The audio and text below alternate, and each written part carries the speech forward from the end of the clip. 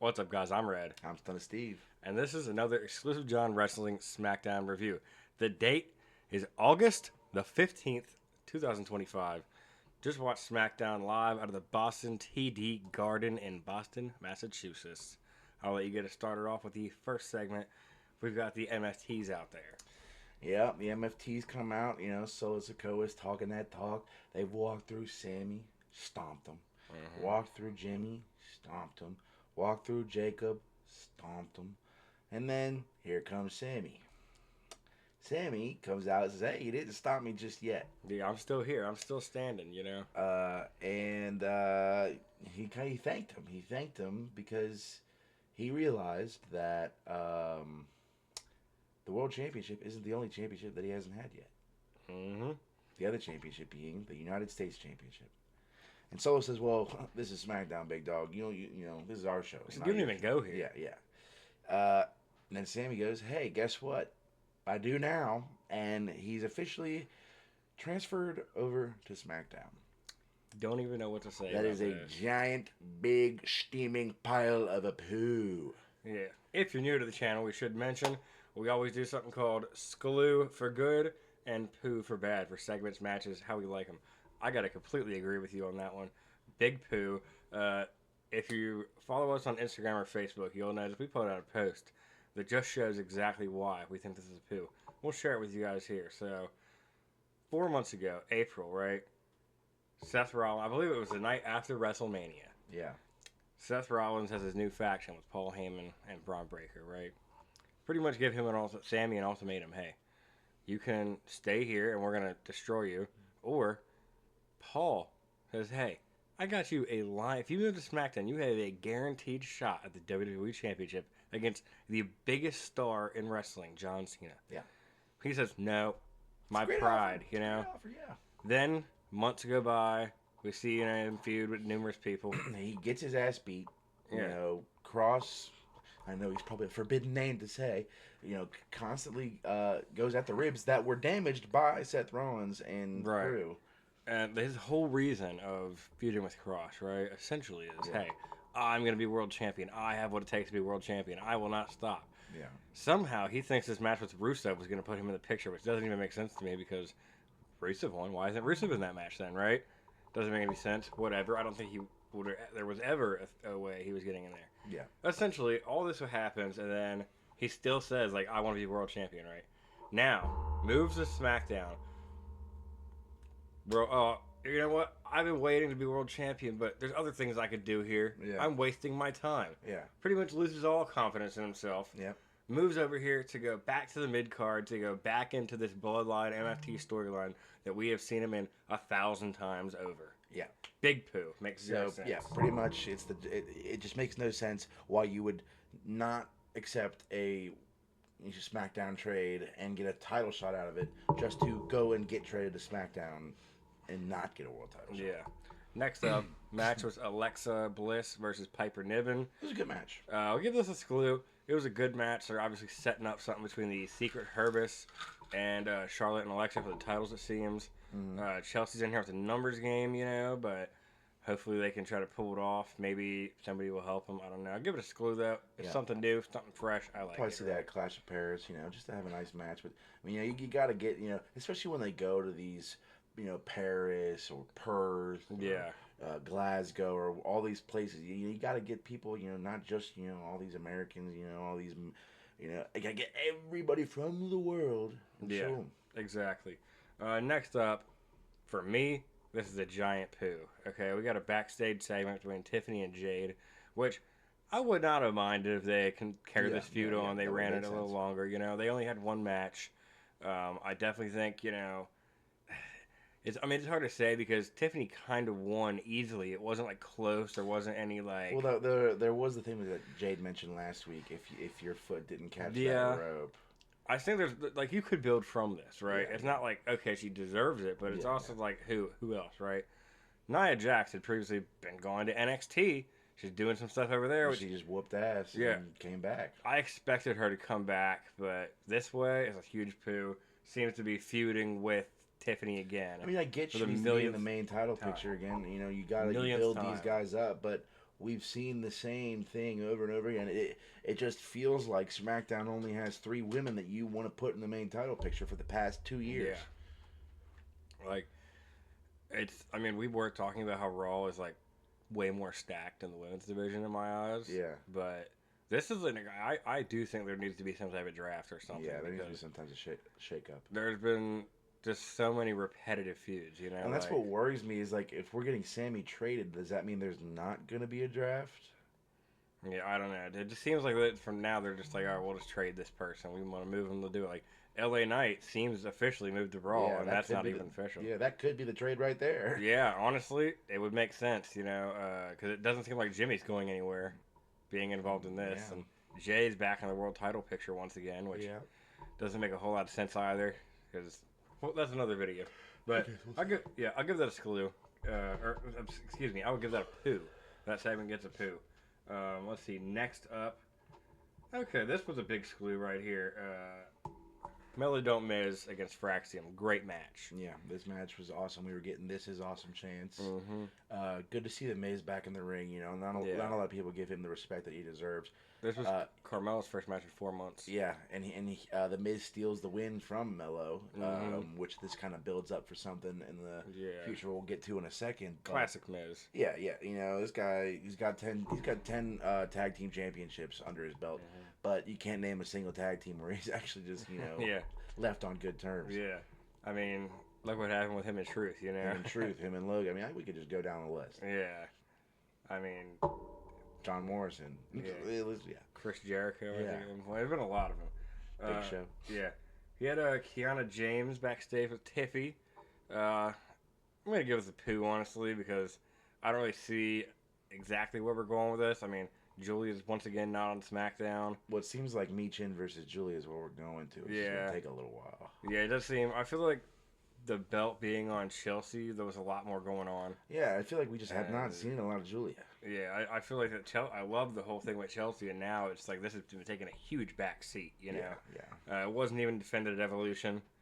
Or SummerSlam. It wasn't defended at SummerSlam, so like...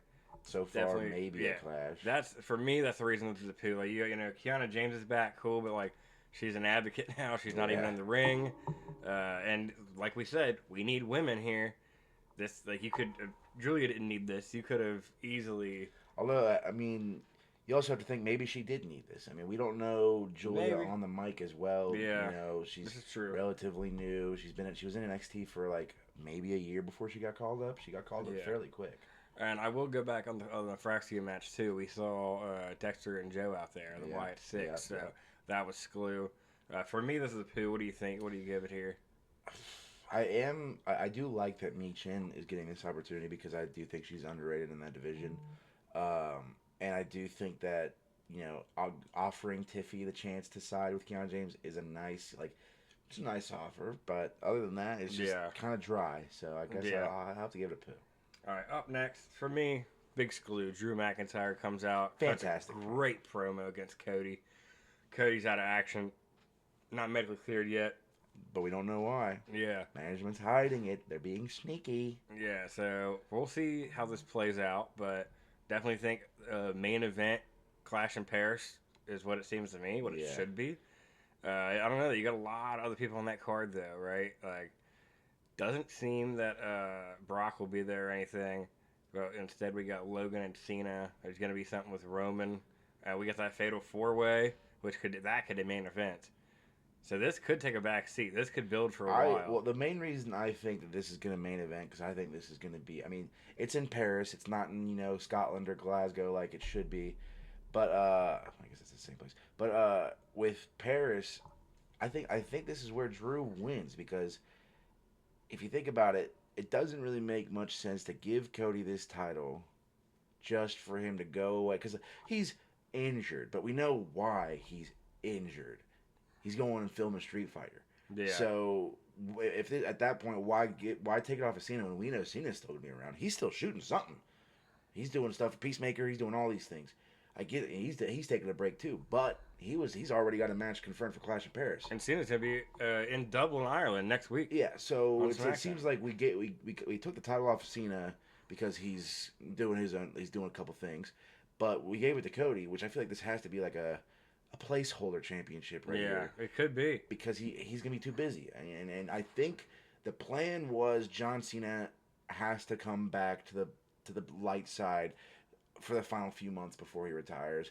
And so you might as well take the title off now and put it on who you want, which is Drew. And you couldn't do that between Drew and Cena, so you got to put Cody in there to be the outlier. Yeah, I mean, I wouldn't mind Drew. I think Drew deserves the title. Yeah, he does. I mean, he's put in so much work. I think it'd be fresh. I think it'd be kind of shocking. Yeah. I'm all for it. So Yeah. I guess we'll see. You know, tune in, see how the next 14, 16 days go, however long it is. Yeah, I think and we'll it is have 16 our days. predictions out. Next up, we had Talatonga, the MFTs backstage, and we saw a little rabbit back there. Yeah. That was The interesting. MFTs and Street Profits had a little backstage excursion because Street Profits, they have a match coming up against DIY, which is next. But they, Byron Saxton, who's been getting tossed around all night, by the way, he asked them if, hey, like, do you think you guys deserve a title shot if you win tonight? And they were about to talk, and then, Solo was like, whoa, title match. You got to get the MFTs title match. The whole time, I'm noticing Talatonga's, he's distracted. Yeah. Because he sees a rambling rabbit backstage, and so I think it's nice they have the Wyatts. They're keeping an eye on every part of the tag division, one person at a time. Yeah, they're watching Smackdown. They're making sure they're watching SmackDown. They might as well just have a TV in their little rabbit room. Yeah, for sure. I'll give that a big screw though. Yeah, that was a screw. Fantastic match between the Street Profits and DIY as well. Yep, Street Profits pick up the win. They needed it. Yeah, definitely big screw for me. Yeah, gotta love it, right? Wouldn't mind a B-Fab Candice LeRae match maybe next week. Yeah, because Candice LeRae and B-Fab have gotten involved in these a lot. Yeah. There could be a little hot story there. Yeah. A couple matches on SmackDown. You want to try and build these women up as much as you can. So might as well. And Candice should really be built higher considering the longevity she's had in the company. Yeah. I think she's highly underrated. Mm-hmm. I think if you gave her an opportunity, gave her a push, she's got to get the crowd behind her. That's the biggest thing. I think she could be.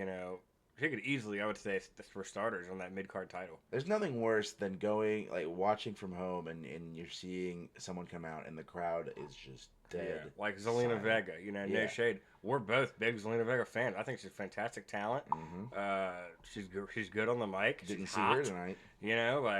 What's not to love about Zelina Vega, right? But for some reason, it's like the internet will get behind her and stuff, but it's like the fans in attendance is quiet. So, I got to work on that. Yeah. Next up, Motor City Machine Guns and Mellow Dope Miz backstage promo. Probably got that next week. Yeah, they confirmed that actually. Yep.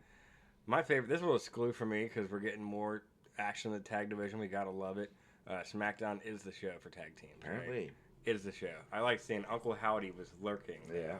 In the back, I caught it. I was like, "What is that?" If someone who's messing with his braid. Yeah. I was like, "Aha, okay, Uncle Howdy." So pretty tight. I like that. I give it a screw. All right, what was next? Okay, so this one, we got two little things here. Oh yeah. So, Byron Saxton, busy night for Byron. Yeah. Busy night. Like I said. Yeah, backstage interviewing, not Ron Killings, but R-Truth, asking him, hey, how happy are you that Cena is back? At first, we were worried. Yeah, because last week, if you watched the review, we gave this a big poo. Yeah. Big poo. But Aleister Black comes out of nowhere, after we got a little happy-go-lucky Truth. Yep, he does a little hat turn. He said, "You must have forgot," and Aleister Black even was like, "Oh, I guess Ron Killing's not here." So we kind of saw the character transition before us to where he was funny, he was happy, but then when it got time to get serious, and that's all we want. Yeah. He locked in. Yeah. And he was like, all right, let's go. He's got a match against Black next week. Damian Priest still out of the picture. I bet we see him next week. Yeah, I bet you Priest probably helps Truth get the win. That was pretty screwy. Definitely like that. We were really worried that they were just dropping the entire storyline that Truth had, which it just seemed like they were dropping literally everything. Like they were just pivoting. Like they just had the biggest, like a factory reset. Yeah. Like they had the biggest thing where it's like, okay, this is not working. We just got to pivot everything. And like, okay, it's not a good look. And, 1, 2 things, okay, I get it. But it seemed like everything was just changing, and then Truth said, "Hold on." Indeed. Ron Killings is still back here. which I liked. Which I definitely Big liked that. Then we immediately swerved. We got a little segment between Jimmy, Fatu, and Sammy backstage. And tensions were high between Fatu and Sammy. He was like, hey, I don't know you. I don't trust you.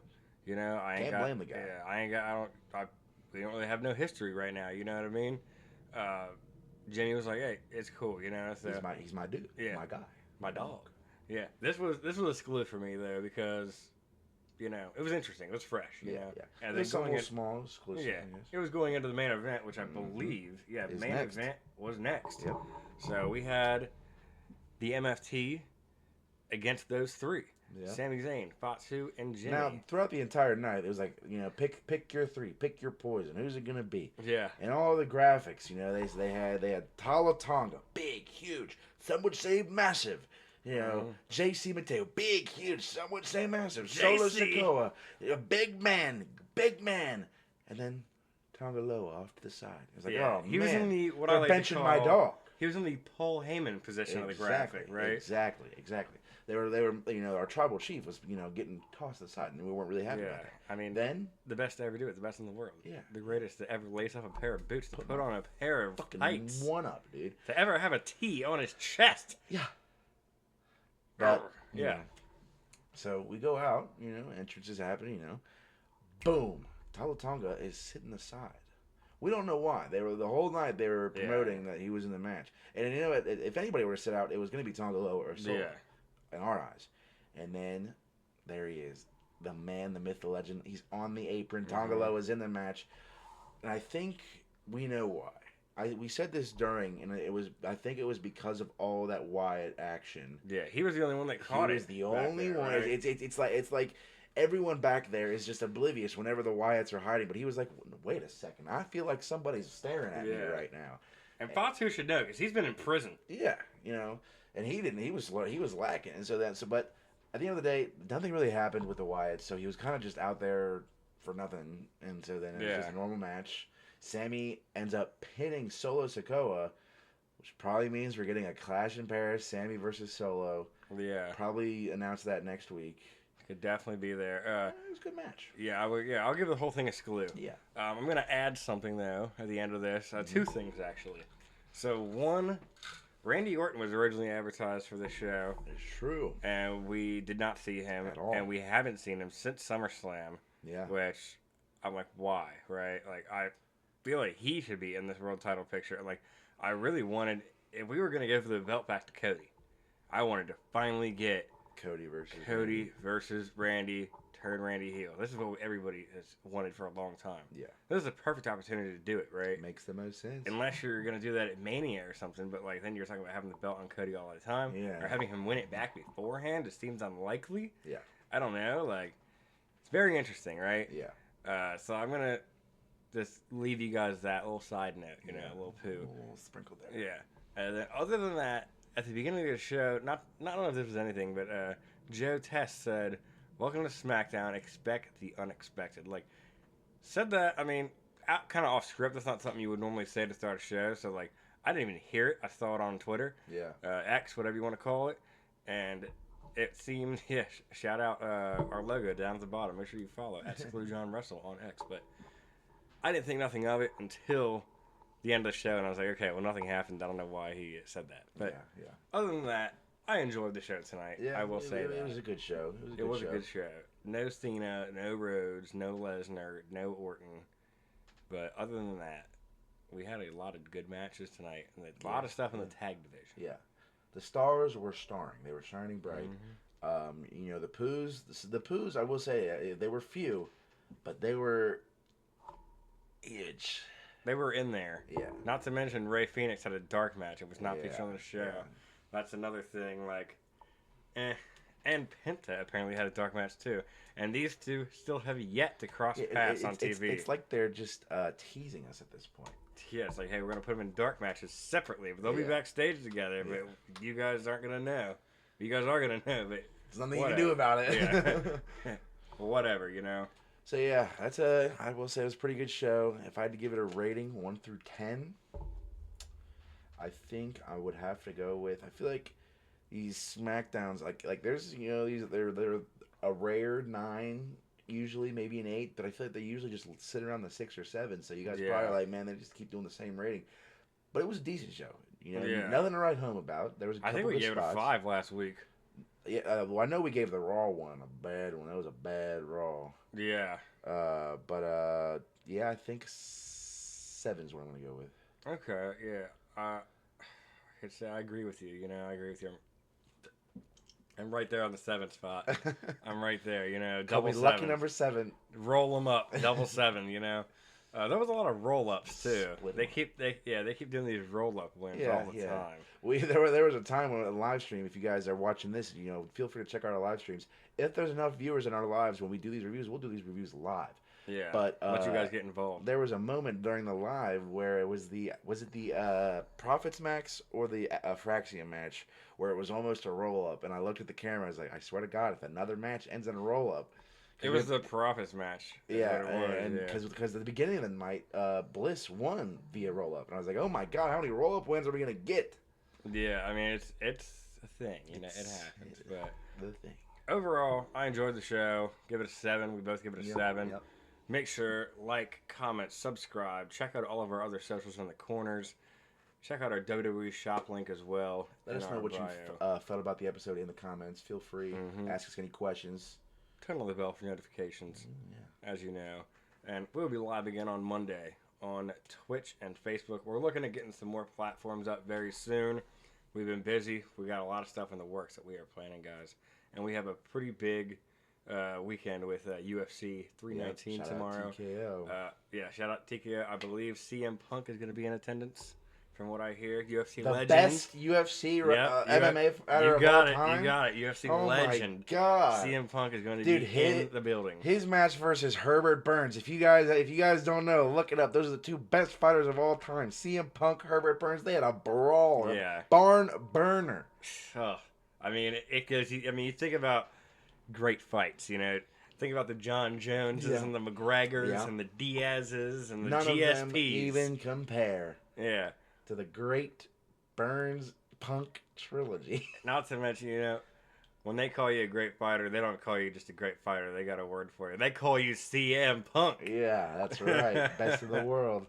All right, we'll leave you guys with that. Yeah. I'm Red. I'm Son of Steve. As always, keep it